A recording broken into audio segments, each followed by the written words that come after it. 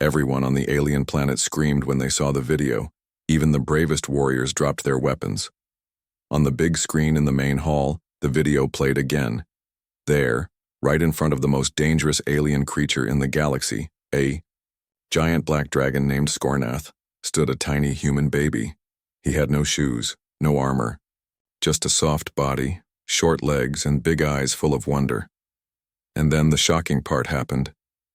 The baby stepped forward, smiled, and kissed the dragon's nose. The room went silent. No one blinked. This dragon had destroyed planets. It ate tanks. It turned cities into dust. All aliens feared Skorrnath. He had no master. No cage could hold him. He had lived for over 1,000 years in rage and fire. But now, this soft little human had walked up and kissed him, and instead of killing the baby, Skorrnath bowed his head. 3 days before the video, everything was normal on Zelvaris Prime. War ruled the skies. Alien tribes fought each other. The dragon Skorrnath lived deep underground, chained in a stone pit. He had been trapped there for 200 years after burning half the planet. No one went near him until the human ship crashed. A small human craft had been flying too low. It was hit by alien storms and crashed into the ash fields. The ship burned. Most thought all humans on board had died. But one thing survived: a human baby boy, just 2 years old. His name was Eli. He had soft brown hair and tiny hands. His clothes were torn. His face was dirty, but he was alive. Alien scouts found him crawling near the wreck, crying and holding a broken toy. They were confused. "What is this creature?" one soldier asked. "It's a human baby," said another. "Too small to be dangerous. Maybe it's a spy," growled a third. The aliens didn't know what to do, so they brought Eli to their main city and gave him to Commander Zor, the leader of the Alien Council. Zor had fought in 100 battles. He hated humans. But when he saw Eli, he didn't attack. He stared. "He's harmless." Zor ordered the baby be kept in a soft chamber. Food, blankets, light toys, though no one knew what human babies liked. Eli didn't speak alien language, but he laughed at shiny things, tried to hug every guard, and chewed on glowing crystals. He liked to chase lights and dance to strange alien sounds. The aliens watched him, confused. He was so weak, so small, so soft. How can this species be dangerous if this is their child? One scientist asked. But then, something happened. That night there was a security alarm. One of the city's deepest gates, the gate to Skorrnath's prison, was open. "Impossible," the guards shouted. "No one can open that gate." They checked the cameras, and what they saw made every alien freeze. It was Eli. The baby had wandered off, crawling through vents and hallways.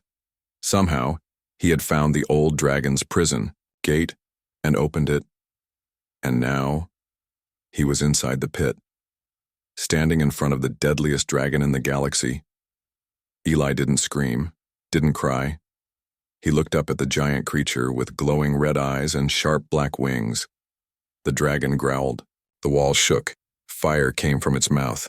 Aliens ran. Sirens screamed. "Get him out," someone shouted. But Eli just laughed.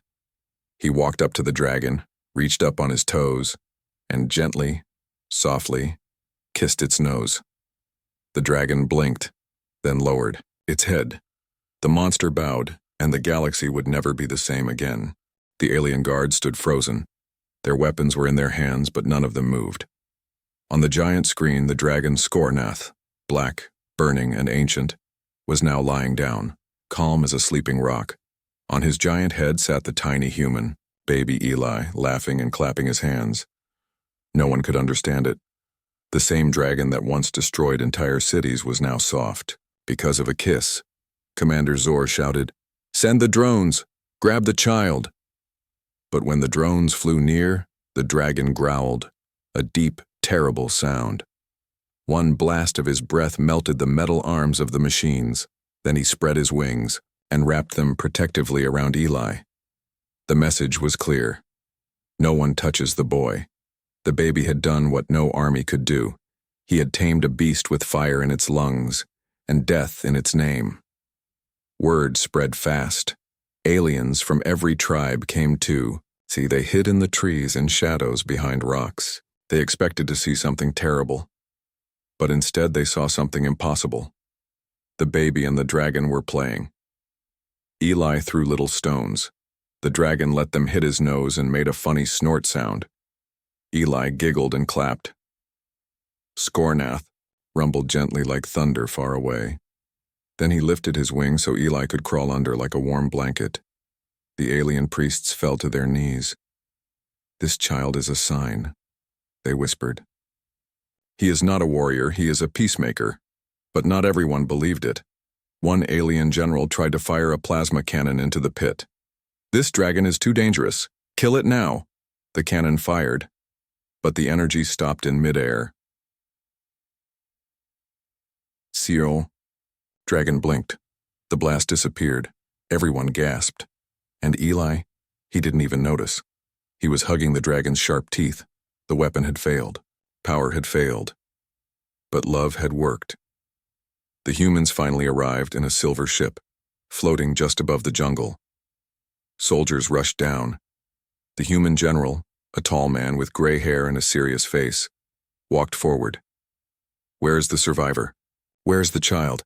The aliens said nothing, they pointed. The general followed their fingers and then froze. There was Eli, smiling, laughing, sitting on top of the most feared creature in the galaxy. The general dropped his helmet. "Skorrnath," he whispered. "That dragon destroyed our moon base, that thing killed thousands, and now my son is sitting on its head." He ran forward. The dragon growled. The general stopped. Then Eli stood up, waved his tiny hand and said his first word. "Since the crash, Dada." The dragon lowered his head gently and let the general pick up his son. Tears ran down the man's face. He looked at the alien leaders. "We thought you would hurt him." Commander Zor shook his head. "We thought he was dangerous." "But he is," another alien whispered. "In a way we never imagined."